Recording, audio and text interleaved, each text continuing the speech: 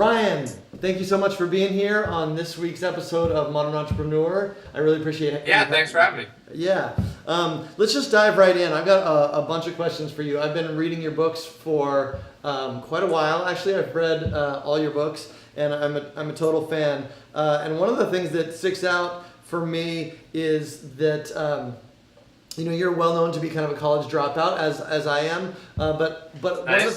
one of the things I noticed about my career is that I wasn't offered a position as the director of marketing at one of the hottest retail brands going right after I dropped out of college. And I'm wondering how you organized that for yourself.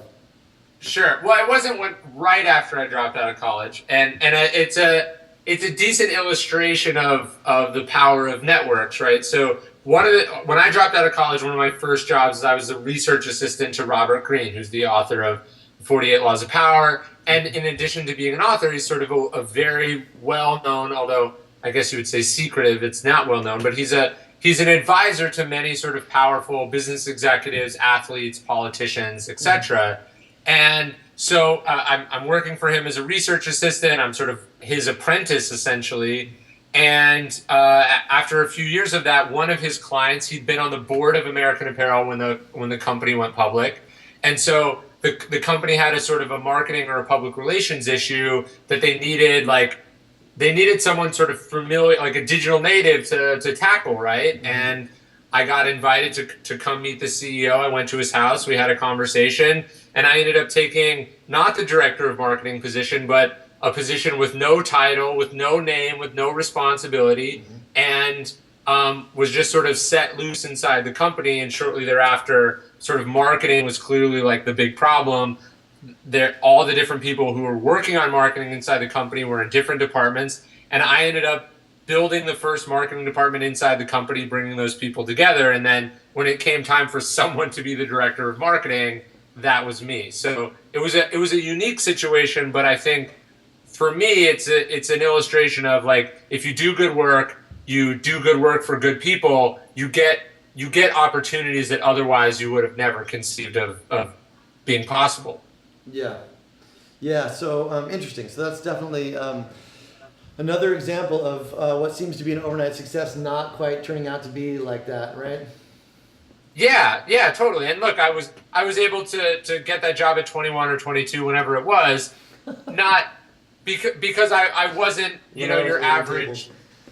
Yeah, well, I wasn't your average 22-year-old, right? I had a couple years under my belt because I'd left college. I've been doing this a long time, so comparatively a long time. But yeah. So you wrote a book called Trust Me, I'm Lying, which is obviously probably your breakout book, right? Like that was where everybody definitely heard of you. It was a very provocative book that uncovers sort of the manipulative underbelly of modern marketing. Sure. And I think that there's a flavor, and I don't know if you'd agree with this, but there's a flavor around that book that's kind of like any press is good press. And I wonder what you think about Dov Charney, who brought a lot of negative press to the American Apparel brand, and it seems to me that he's, that left them worse off than they were before that. And I wonder what your thoughts are on that.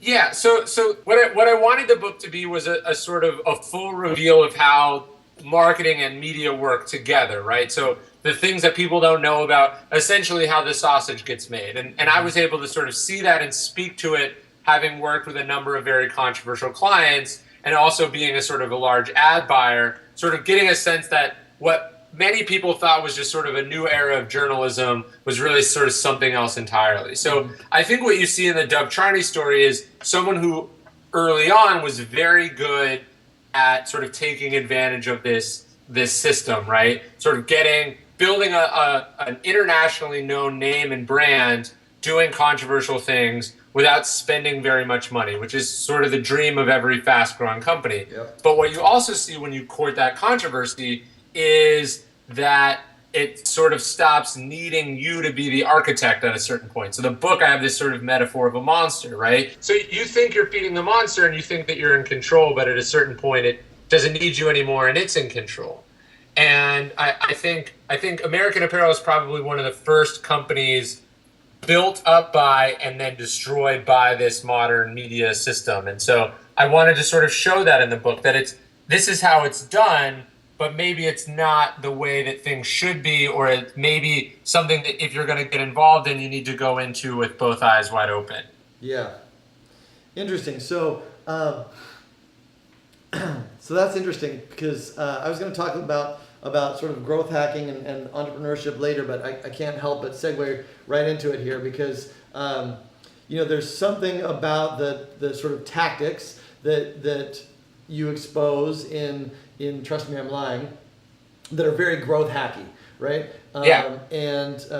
But then also the kind of modern definition of growth hacker is a little more about funnel optimization and testing and tracking and stuff like that. But I wonder, what you think is, when I think about how to grow my brand without a bunch of money, it's actually not funnel optimization. It's much more along the lines of like, how do I make a splash? So how do you? Sure.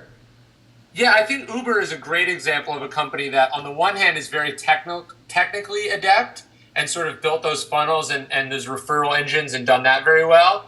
But then every Mother's Day, they're delivering roses, or on a hot day in the summer, they're delivering ice cream. They're doing interesting things that are controversial. Mm-hmm. And I think Uber knows that sometimes ruffling feathers the way that they do, it might seem like it's a bad thing, but really it's growing the brand and sort of building them into this behemoth in other ways. So I think it's both. And I do think when I study growth hacking and when I think about it, I think the media element and the brand building part of it are something that does get lost in that conversation, because it's so much easier to talk about some of the technical aspects, especially in this sort of engineer driven sort of space that it's in.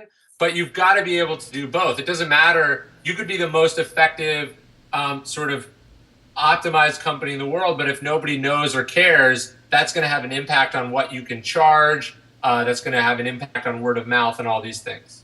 Totally. So your friend, I think Albert Chen, wrote a piece that said that growth hackers kind of have to be a combination of a coder and a marketer. And one of our head marketing guys here isn't a coder, and feels like what you're asking for is for us and for all companies to basically find a unicorn. So what do you think about that contention that that's actually required? Well, I would actually spread it out now. I don't think it's just coding and marketing expertise, but also I think there's some biz dev in there. I think there's some public relations in there. I don't necessarily, I don't know how to program, right? Yeah. But I think it's about understanding what's sort of technically possible, and being able to communicate with the people who are good programmers. And if you can't do that, if you don't understand how email marketing actually works, then you're going to have a problem. You don't necessarily have to be able to make the email. You can be able to say, this is what I want the designer to do, or this is what I need the programmer to make possible. But if you don't understand what you can and can't ask for, I think you're at a very distinct disadvantage. Yeah. Yeah. And that's all separate kind of from the making a splash part, right? Yeah, definitely. And this is why I think the CEO is really good at these things, or has to be involved in the marketing, because the CEO has to understand all facets of the business and is the one who has the highest appetite for risk, right? The CEO is able to sign off on things that a marketer isn't going to be able to do on their own, because it speaks for the whole company. And I think that's something that American Apparel did really well, especially early on, is to have someone like Dove, who's the founder, CEO, majority shareholder, and sort of creative director. He can take risks and do things that a traditional CEO can't. Obviously, there's some downsides to that as well, as we saw. But if you're handing your marketing or your growth off to an outside agency, you're really putting yourself at a disadvantage, because they can't do any of that. They can't change your product. They can't make commitments on your behalf. They can't do those things. All they can do is sort of buy ads for you and design creative that they submit for your approval. Yeah. So would you say you just said they can't change your product? Would you say that marketing, especially growth hacking, is kind of got to be like baked right into your offerings? Definitely. My company works with a lot of authors, right? And we have that are the least successful are the books that come to us after they've already been made and printed, right? Because there's the least that we can do there. But if you come to me and you say, hey, I have this idea for a book, I want to talk about marketing before I write it, Yeah. we have a lot more options, a lot more flexibility, and we can bake in stuff that we want to do later into the book itself. So it's you said baked in rather than, I would say, bolted on. Right. Yeah, absolutely. So my producer insists that I ask you this question, and I think it's the right time. Okay. And he says that when you were promoting Tucker Max's book, They Serve Beer in Hell, you came up with an idea to donate 50 grand to Planned Parenthood, knowing that they wouldn't take it, and then supposedly issued a press release that went viral to help promote the book. So I guess the first question is did that actually happen?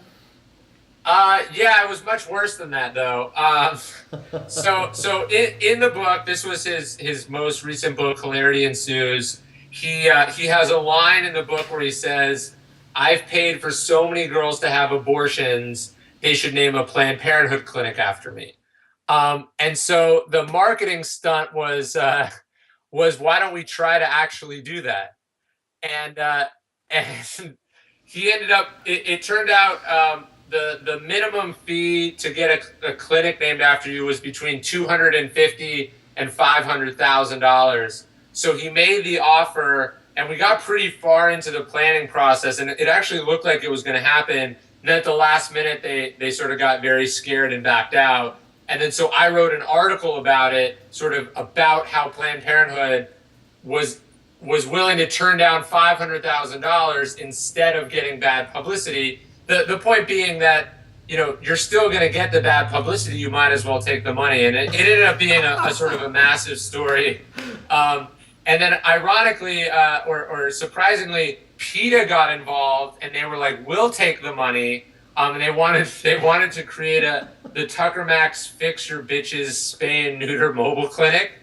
So then the story took a turn that we totally didn't anticipate. Tucker responded by saying that he would never work. Ironic, the same way that Planned Parenthood was like, we want nothing to do with Tucker Max. Tucker Max was like, I want nothing to do with PETA. And so it became this huge thing that was, it started as a joke basically, and it ended up being sort of one of the bigger marketing stunts of my career.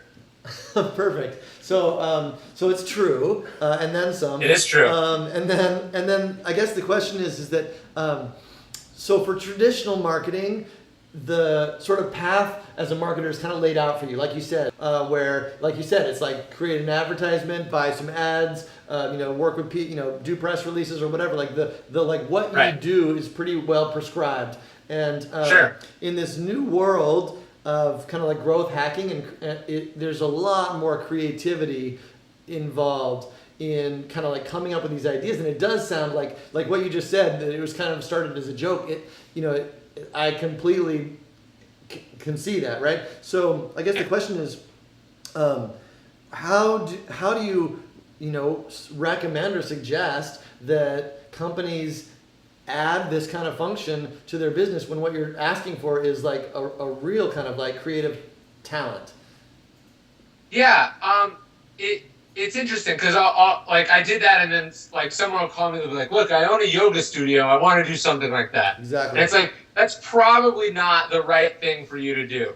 But what you can do is see, David Merman Scott wrote a great book called Newsjacking, which I recommend people read. But basically the premise is we live in a world where there's essentially an infinite market for news stories, right? There's publishers can publish as much news as they can get. Yeah. And so if as a company you can think about not just how do we do marketing, but how do we do interesting things that becomes marketing or becomes news stories, that can be really effective. And so what I've always thought about with my clients is, instead of like calling up the New York Times and begging them to write about you, what if you did something that the New York Times would be interested in, and then they would call you to ask if they could write about you? Yeah. So I think part of that is creativity, as you mentioned. Part of it is a sort of a risk tolerance. Yeah. And then I think one of the reasons that you see like authors do stuff like this, or you see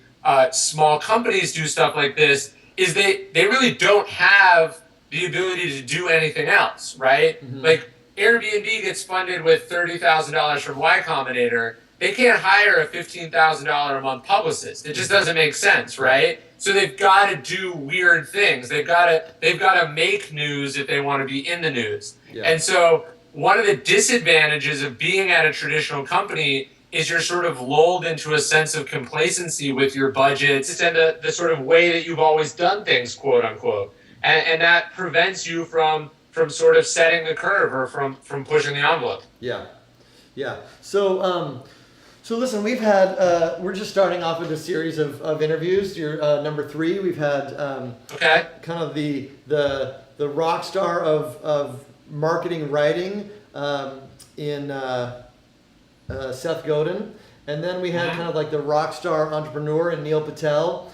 And I'm wondering, you seem to be kind of like the street ball player, kind of in between somewhere. I wonder how you see yourself in terms of your like career position. Are you a writer, or are you an entrepreneur, or how do you see your career trajectory? Yeah, it's different for me.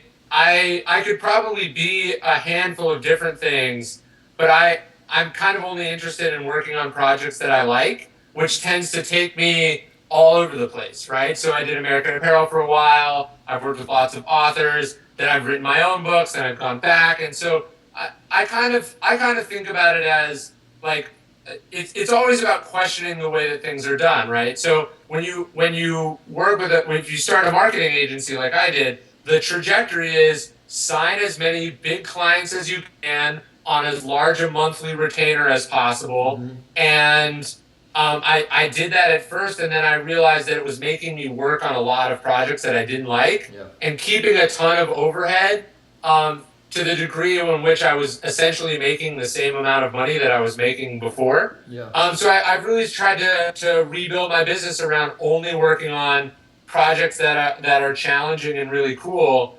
And I realize that artificially limits me, but I think it allows me to do work that I'm really proud of. And then allows me to fund my creative where I can write my books and I make money from them, but I don't have to think about that in terms of like paying my mortgage, right? And I think that allows me to do better creative work and then better business or marketing work both at the same time. Yeah. So let's talk about that, because you are, in your early 30s, right? You got late 20s. Late 20s. 3 books under your belt, a pretty public career as a marketing guy. A prolific guy who gets a lot done in a few short years. I read your Obstacle is the Way book. Thank you. Last summer, I guess it was, while I was on vacation, and had 2 kind of reactions to it. One was that I was just inspired and like hardened for the future, which is always like great for an entrepreneur to have that kind of inspirational flavor, and also a little bit of like, who the F does this kid think he is, talking to me like this? And so I guess my first question is like, kind of like, where do you get off telling the world how it's done as a 28-year-old punk?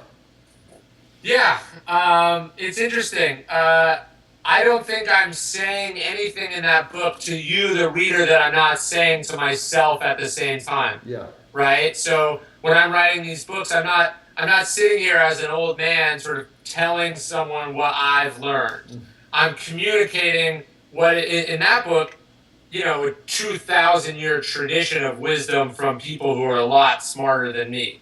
So my job in that book is to take material that other people have already made, but the vast sort of business community finds to be inaccessible, and finding a way to sort of bridge those 2 things. At the same time, I do think I know a thing or two about the world, having been through what I've been through, but I'm very sensitive to the fact that people don't necessarily want to hear from a 28-year-old or 25 when I sold that book. So like the reason that I traditionally published it, even though I could have made a lot more money self-publishing it, was precisely because I wanted that stamp of approval. Or the reason I went and got blurbs from the people that I got them from, or that I had Tim Ferriss publish the audiobook, is I understand that some of these things are going to be difficult to hear, and that perception and that positioning matter a great deal, and that's just sort of marketing 101. Yeah.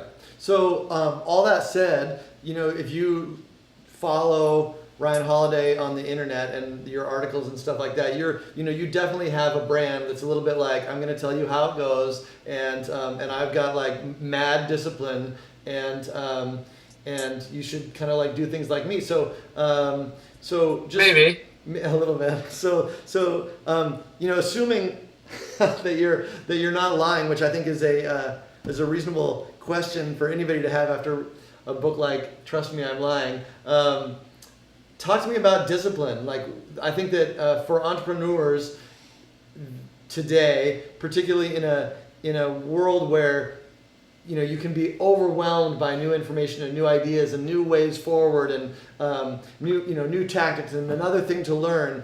How do you find the discipline to like hustle?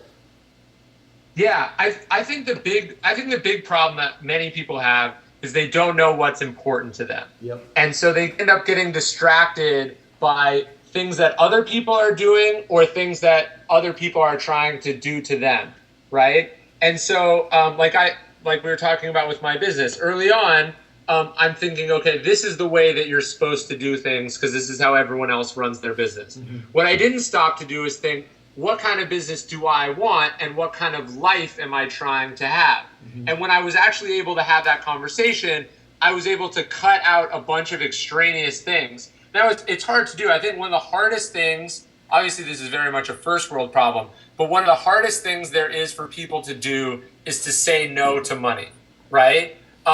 Because it's like we're not wired to do that. We're wired to like get as much money as possible. Right? That's what we're supposed to do. Yeah. But, really the precious resource in my view is sort of time. And so I'm always thinking about what are the things that I don't want to do and how can I say no to those things so that I have the discipline and more importantly, the time to do the things that really are important to me and that I can be as productive as possible when I do that. So you've got to like I'll give you an example. So I've written 3 books. I've got this company. One of the questions I get most often, like when I do interviews like this, is they go like, what's next? Like I'm supposed to have this goal about what I'm going to do next. Like now I have to do something different. Yeah. But like really, this was my goal. Like this was the life that I wanted. This is what I want to do. Mm-hmm. And so weirdly, it takes like ambition. It takes discipline to say like, I'm not going to go further than this point. I'm still going to continue to push myself and try to do things and get better and better. But I don't now have to say, now I want to start a startup or, now I want to do this or that. Yeah. And I think a lot of people fall prey to what Jim Collins calls the undisciplined pursuit of more. Mm-hmm. And that's when you overreach and you bite off more than you can chew, so to speak. And you end up losing everything that you'd already worked very hard to have. Yeah, absolutely. So that's good advice. And so I don't know how much you know about our business, but we serve entrepreneurs, right? Very typically small entrepreneurs. Oftentimes they have no employees or up to a few dozen employees, thousands of them all over the world, and as entrepreneurs that are in like typically not like Silicon Valley type startups, right? These are like different kind of startups, like the mom and pop. It's Main Street. It's people. It's teachers, coaches, authors. It's professionals, and they are like I said, overwhelmed with what there is to learn, what there is they think they need to do. They're not in a conversation of like, oh, don't give me that money because it's not it's not forwarding my life vision right now. And you seem to be somebody who's focused a lot on making sure you're spending your time wisely. So what would you say Yeah. to those our thousands of customers that need to make real critical decisions about how they use this most precious asset, their time? Yeah, there's this quote from Robert Louis Stevenson where he says, "Knowing what you like is the beginning of wisdom in old age." So I feel a little prematurely old in that sense, but it's really about like what do you feel the most satisfied doing, and what do you feel the most sort of fulfilled or creative doing, and then that's got to be the sort of gift that you protect at all times, and then you've got to find the other things that you're either good at but you don't want to be doing, or you're really bad at that take a lot of your time, and you've got to be able to delegate and find services or companies or other people that you can hire to help you with those things. And like that's always been something I've struggled with, and I think is a sort of perennial struggle of any kind of leadership or entrepreneurship. How do you build the organization or the structure that you need so you can continue to do what you need to do as the boss or as the main creative force? And you've got to be able to continually evaluate your own performance in that sense, and say like, look, this is what I'm really good at. This is what I'm not good at. Here's someone who's better at it than me. I'm considering it an investment to hire that person or to bring on that service provider. And I'm doing it so I can continue to be as good as I need to be at my sort of core thing.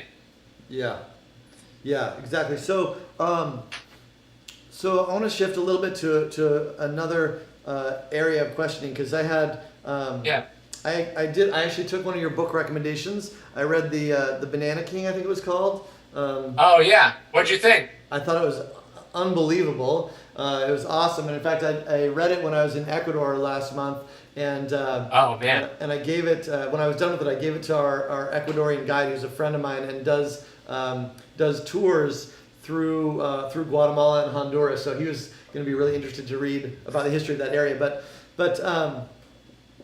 in one of your, so that guy was clearly not like historically the most savory dude, but he was the story is of this incredibly unstoppable force, right? He's just like that guy played the long game like beyond belief in a certain way, right? Sure. Like his vision was over the arc of a lifetime, and so on one hand you've got heroes like this, and then on the other hand, from your book I've got a couple of quotes here that say, those people with an entrepreneurial spirit are like animals blessed to have no time and no ability to think about the way things should be or how they'd prefer them to be. Or another one, what matters right now is right now. The implications of our obstacles are theoretical. They exist in the past and the future. We live in the moment.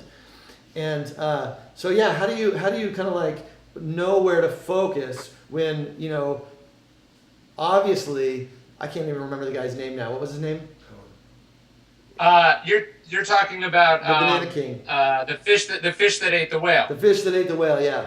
Samuel Zemurray. Yeah. That guy, Samuel Zemurray. So he was the president of United Fruit. Yeah, amazing story. So like clearly not a guy worried about the now in a lot of ways, right?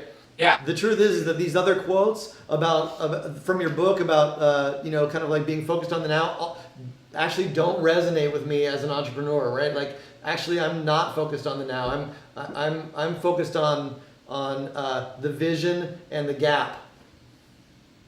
Interesting. Well, what I like about Zemurray, and there's obviously things I don't like about him as well. You have to look at someone's legacy and say, did they make the world a better or worse place? And in a lot of ways, he probably made the world a worse place. Yeah. But he was a pragmatist, right? Mm-hmm. He sort of, because of where he came from, which was essentially nothing, and because of what he had to lose, which was essentially nothing, he was willing to sort of break taboos and rules.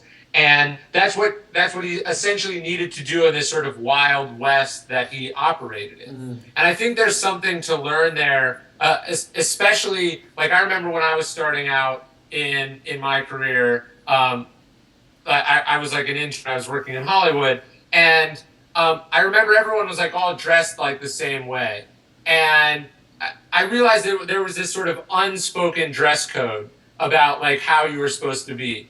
And I remember thinking like, if I do a really good job and I'm actually the best at what I'm doing, nobody is going to ever dare tell me that I should wear a different shirt to work, right? And so I think, yes, for someone like you might not need to think that way, but for a lot of people, they're very much obsessed with sort of how things are supposed to go, what the path is supposed to be like, what the solution is supposed to be, and they end up sort of running into these walls over and over again instead of daring to think like maybe I could go around, or I could go under, or I could go over. And so part of those walls, the mental part of those walls is the idea of like, what if I get in trouble? What if someone judges me for this? What if it doesn't work? And those are the things that pragmatists don't really have time for. A pragmatist is thinking, this is what I need to do. I'm willing to do whatever it takes to get there. What is I don't care how elegant the solution is. I care that it actually solves my problem.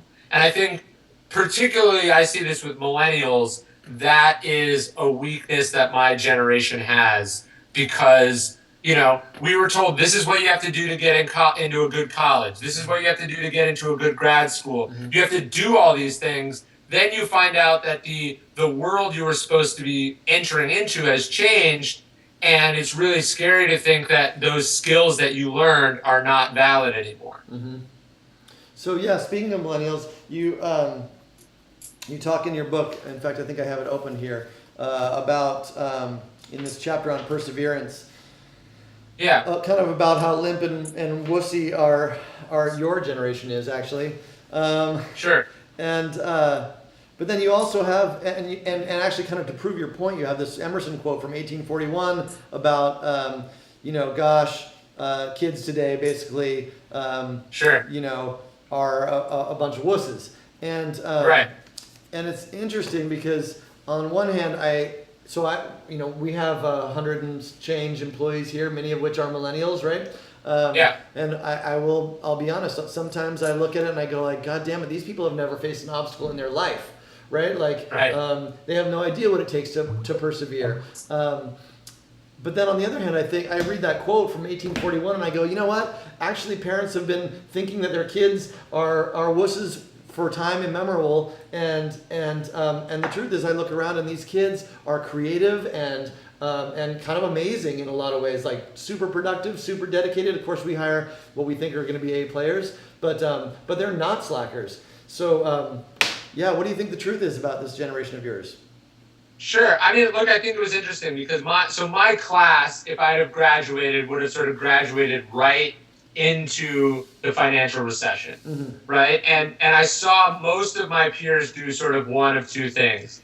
They stayed in school by going to grad school, or they moved back in with their parents. And the idea that they shouldn't do this, or that they weren't entitled to have someone sort of take care of them well into their 20s, I think is a very new concept and a symptom of some sort of generational weakness. Obviously I'm a millennial, so I don't think all of us are bad. Yeah. But I think there is an entitlement to the world being fair and logical and good. And right now, there was the financial recession, but now for a lot of millennials, particularly in the space that sort of you and I are in, things are pretty good, right? Tech companies are falling over themselves to hire young people. The stock market's good. All these things are good. But the reality is the world doesn't always stay good. And if you don't have that sort of resilience or that independence or that ability to make good out of any situation, you're not going to be in a good spot when sort of fortune shifts. And so that's sort of what I'm talking about. I think there's always an entitlement in youth, right? There's always, especially if you go to school and you think you're smarter or more educated than everyone else, there's a sense that you've earned things to be a certain way. Part of maturity is realizing how foolish that belief is. Yeah. Have you found that this book, this last one, the obstacle book, resonates with your generation, or that it resonates more with folks who have been through the fire a little bit?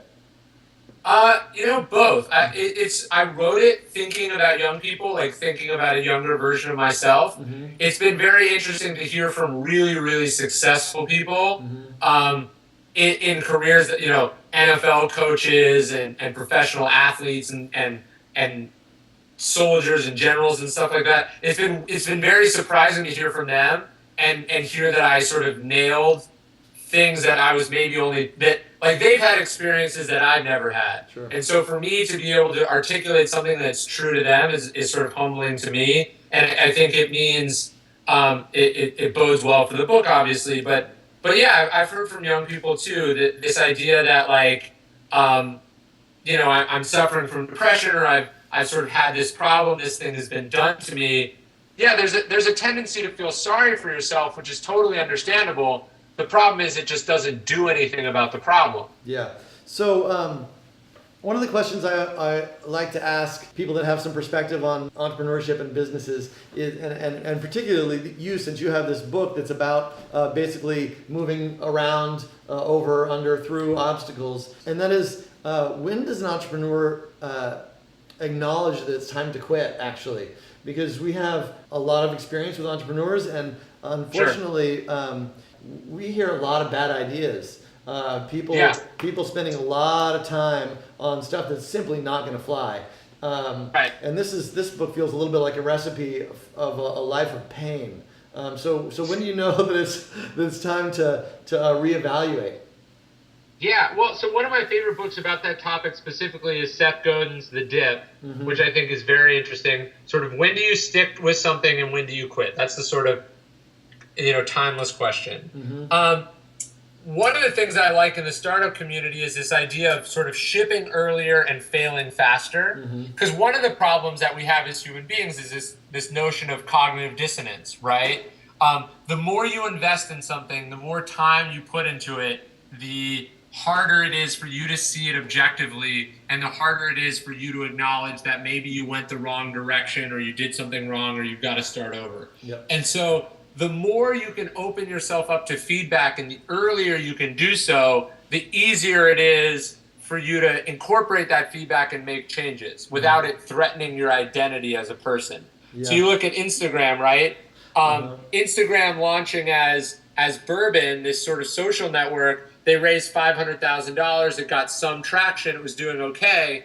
But it's so impressive to see that the founders go, hey, this is only a moderate success. If we want to have exponential, world-changing success, we have to acknowledge that something is not working here, and we have to retool that company. And that's when you see Instagram and it rebrands and it sells a year later for $1 billion. That's only possible with one, a certain amount of discipline and self-awareness, but two, a sort of perpetual process of self-evaluation and feedback and listening to other people. So I don't think it's about perseverance in spite of all feedback. But if you know that something is possible and you really feel like you're on solid footing there, that's when you sort of push through the obstacles or the doubts of other people. Yeah. But it's a double-edged sword, right? You could argue that Steve Jobs' sort of determination and spitefulness was what made him an amazing designer. It's also what led him not to treat his cancer early enough, right? So it's a problem, and it needs to be balanced. I certainly agree with that. Yeah, and particularly for most of our clients who are actually not like Instagram, who had a mission to make a bunch of money fast. Our customers are people who are passionate about what they do, right? They're right. Really about making a difference, and so for them to even have the conversation about acknowledging that their vision isn't happening, it's about whether or not they're able to give their gift to the world, right? Right, yeah, it's like that line from Seinfeld where Elaine's like, is it possible that I'm not attractive as I think I am? And yeah, sometimes it is. Yeah, that's a tough moment, I guess. Yeah. And we all have to face it in one way or another with certain projects, and it's not a pleasant feeling, but growth comes from it. Yeah. So let's see. I want to talk about books real quick. Sure. That'll be my last subject of the day here. So I guess the first question is, should every entrepreneur write a book? Definitely not. Uh-huh. Why not? Because Because- you'll hear. I mean, just so you know, Seth Godin said the Yeah. opposite. He didn't say Okay. he didn't say you should publish a book, but he said you should definitely write one. Yeah, that's an interesting distinction. Here's what I would say. There's this great quote from George Orwell where he's saying, writing a book is such a miserable experience that if you're not driven by some sort of demon or some sort of immense drive, you'll never get through it. So I see people, they're like, oh, my friend wrote a book, maybe I should write a book. And then they sort of engage in this process. They don't have what it takes to make something truly amazing that can actually stand out. And I say, it's like, it's not that I want to write a book, it's that I have to write a book. I feel like I'll die if I don't get this off my chest. That is, in my experience, what's required to make really good art. Obviously, I feel like everyone should write, everyone should publish things online. Everyone has, I would say everyone's got a couple good articles in them. Yeah. I'm not sure if everyone's got a book in them. How do you jive this idea of like, this is what it takes to make really good art with this concept that you have of like, come to me early so that we can market test your book idea to make sure that it's successful? Yeah, it's about finding everyone. You've got this idea, you've got this thing that you want to say, but how you say it, how you position it, and the support that you manage to bring onto that project early on. These are critical factors in whether that book's going to find its audience and how quickly it's going to find that audience. If you write an amazing book, I'm confident that if you just put it out there, eventually it will find an audience. Do you want it to find its audience 100 years after you die? Probably not.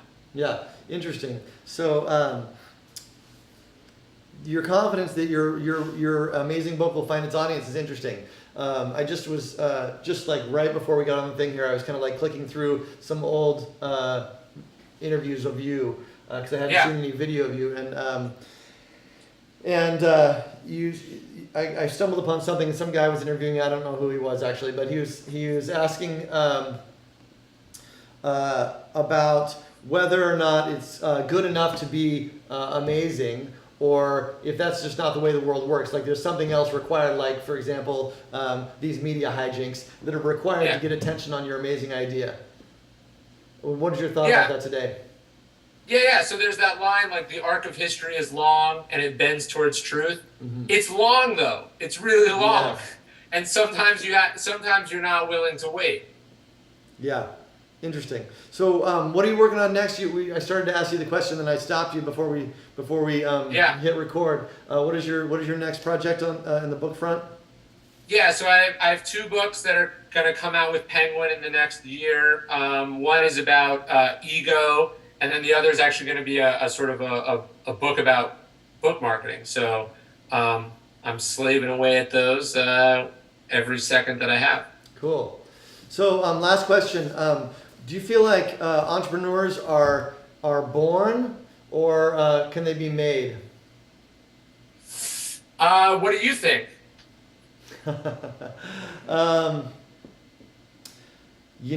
Gosh, I didn't expect you to turn it around on me. I would say that that the skills of an entrepreneur can be acquired. The sort of perseverance that it takes to like have your face ground through the dirt for, in my case, many years before I found any traction is something that I think I was probably born with. Sure. I bet it's probably a little bit like learning a foreign language, right? It's easier if you learn the lessons, when you're young. But if you decided you really wanted to learn Spanish right now, it is possible that you could do so. Sure. It's just going to be a lot more painful than if you were taught it when you were 3 years old. And what would you teach your 3-year-old if you wanted them to have those skills? Well, look, I'm not an entrepreneur in the strictest sense. So I guess if I was thinking more about sort of trying to make something like myself, I think the the ability to question things, that sort of curiosity to find out why things are the way that they are. Mm-hmm. I think that's a big one.